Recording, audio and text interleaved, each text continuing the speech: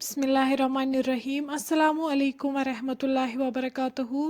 Welcome तुम B एक लट सानी यूट्यूब चैनल पे यत नाव देसी जायका विद इंशा वीडियो स्टार्ट करने ब्रोट अगर तुम सान चैनल पे नई छो सन यूट्यूब चैनल कर सब्सक्राइब वीडियो कर लाइक तो शेयर बे दीजो पन फीडबैक आज बनाओ इस पाचि यमन हज रेसिपी बह तुह सत शेयर कर तो करो रेसिपी स्टार्ट। रेसिपी बनाने खतर पाचि निम्स यमन गोडनथी लकट लकट पीस थमित बनयित वन निमो दानस पे बान अत मज त्रो आब बी त्रो वन अत मज पाचि यमन लकट लकट पीस थमित बनयित बी त्रो वन लास्टस पे अत फुल चमचे अम सम पाचि असल पे साफ वन थो लिड लगभग 5 मिनटन 5 मिनट बाद तुलो वन ठांड थोद तुम हेको वुचित यमन असल पे फुकर लोगमुत वन छलहोक बी एक लट हंद्र आब असल पे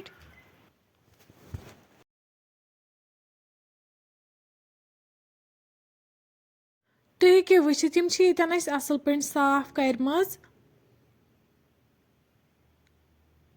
वन निमो यतन दानस पे प्रेशर अत मज लोग आब वन त्रो पाचि अथ मज बी त्रो वन अत मज लेदर चमचे 2 नून चमचे 2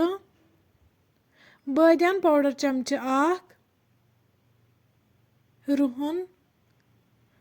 सब्ज ٲl दालचीन लास्टस पे त्रो अत मज गेव चमचे 1 वन थो पे ठांड यीतस कालस अत ग्रेक यी तुम हेको वुचित अत आय ग्रेक वन करो लिड बंद दिमहो 2 to 4 whistle यीतस कालस Yama पाचि soft गसन।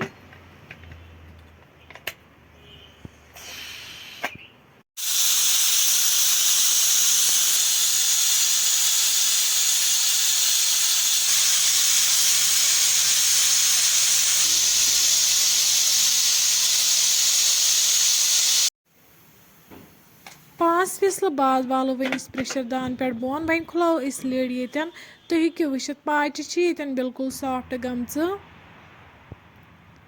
One थो यतन दानस पे बान अत मज त्रो तेल तेल गरम गो त्रो वन गंड यथ गोडनथी म्यूट म्यूट कर थोमुत गंड करहोन असल पे फ्राई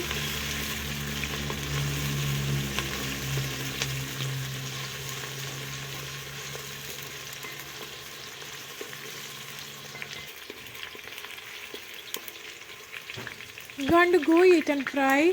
अम पे त्रो वन अत मज पाचि असल पे फ्राई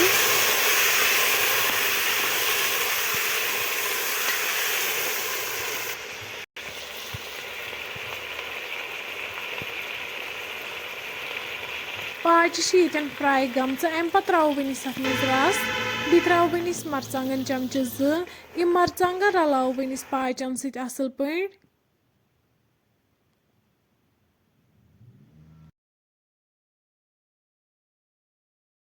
अम पे करो वन पाचन हूँ सोरे रस अत मज ऐड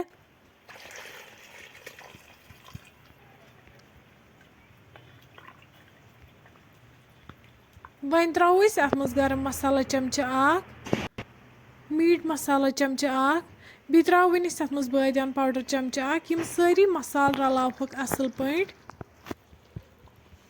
पे थो वन लगभग 5 मिनटन ठांड यीतस कालस अमिच ग्रेवी कम गसे 5 मिनट बाद वालो वन दान पे बोन वन करहोक पाचि गर्मा गर्म सर्व बतस सत